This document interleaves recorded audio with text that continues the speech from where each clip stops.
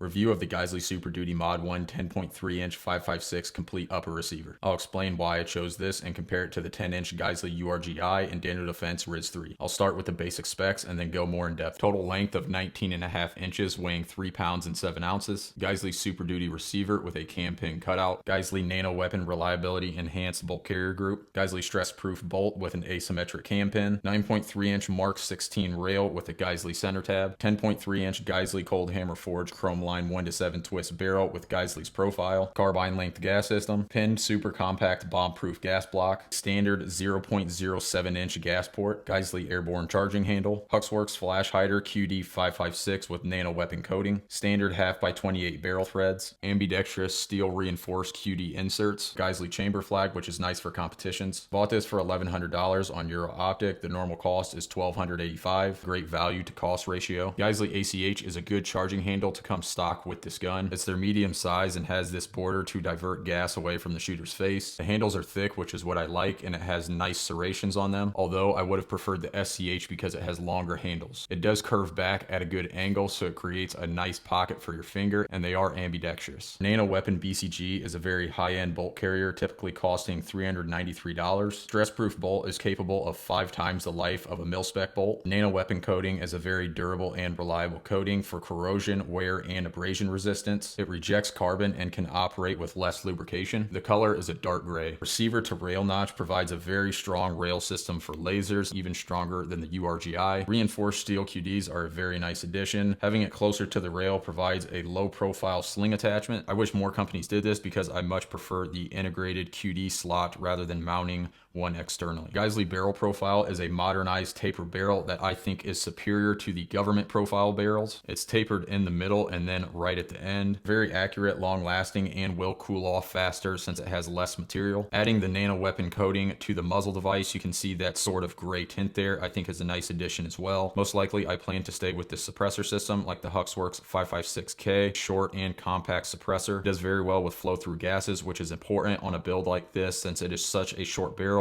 and you usually have a lot of gas going back into the system. Geissele also recommends this to be used with their Super 42 spring and H3 buffer for this specific upper, which I will be using. Starting with comparison to the Geissele URG-I, it is the same weight at 3 pounds and 7 ounces, half an inch longer, making it 20 inches in length because it comes with the Surefire 4-prong muzzle device, has a mil-spec receiver instead of Geissele's, which I think is a bit of a downgrade. Uses Geissele's government profile barrel, which I think is outdated, but it can be more accurate and typically better for suppressor use. It has the side notches and the set screw, which is a good rail system. DDC handguard and charging handle, which I prefer black. Typically more expensive at the $1,479 mark, but it can be found for about the same price as this. Reliability enhanced bolt carrier group, which is a darker black finish. I don't think the exterior has the nano weapon coating, but it does say that it has some nano weapon coating. It shows it with the steel reinforced QD sockets, so you should get it with the URG-I, but some people have not. Now comparing to the Daniel Defense MK18 RIS III 10.3-inch upper. RIS III is the most expensive out of all three. It normally costs $1,517.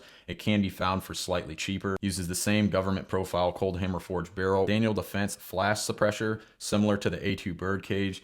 In my opinion, that's a little bit of a downgrade, and it seems kind of cheap to throw that on there for a muzzle device. Mil-spec upper receiver, again, I think that's a little bit cheap. Newer production models should have the standard 0.07-inch gas port size, although the MK18 is known to be the gassiest upper out of all three. From what I've seen, the Super Duty is the best gassed. Mil-spec bolt carrier group, which I think is a huge downgrade because that is a very important piece of the upper receiver, and especially for the price tag of $1,500. Rail is 2 inches longer than the Super Duty and URG-I. 6-bolt design, and it has been proven to have the strongest rail. I would rate the MK18 first for rigidity of the rail, then the Super Duty, then the URG-I last. A strong rail is most important for your lasers being able to hold zero. It does have QD slots, but they are not steel reinforced, which is a bit of a downgrade, and they are on the side of the handguard right here, which I think is in a worse position. Daniel Defense's grip and rip charging handle, which I much prefer Geissele's. The handles look smaller, there's less serrations on the handles, and it also looks like less quality. The upper weighs 1 ounce more than the Super Duty and the URG-I. All three of the uppers have a pinned gas block, although on the MK18 there is a screw right here which takes up half an M-lock slot. So if you are trying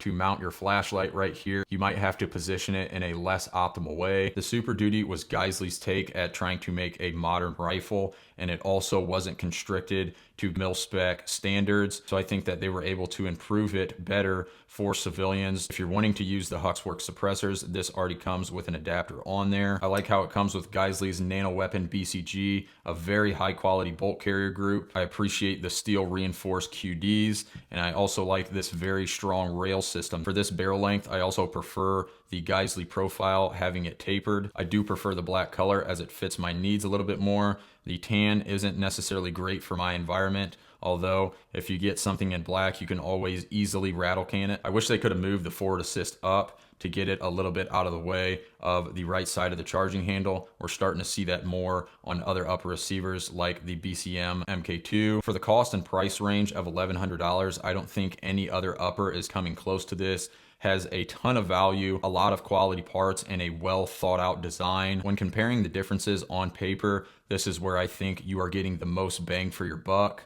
I would say the next would be the Geissele URG-I and then Daniel Defense. I didn't really like how the Daniel Defense used a lot of mil-spec parts and even something cheap like throwing on a birdcage muzzle device. I don't care about clone builds. I want to prioritize function over looks. I also don't really care for the tan. The URG-I does come with a Surefire 4-prong flash hider. If you're wanting to use Surefire suppressors, that would already be set up for that. However, on this length, and with the option of the Huxworks 556K, having this flash hider already on here, I think sets you up for a very nice build, at least specific to this one, with a very good flow through can. I wouldn't recommend the 10.3 inch length. The only reason I got this is because I had an SBR lower that I took off my SIG MCX, and now it's sitting around. So I wanted to repurpose that lower receiver, and this is the only other thing that kind of made sense to get. I didn't want to go to a 12.5 or some type of 13 when I already have a 14.5. The 10.3 inch barrel on 5.56 does not do good ballistically. It's really only good out to about 100 yards for stopping power. After that, it starts to lose a lot of force. Most manufacturers and CQB teams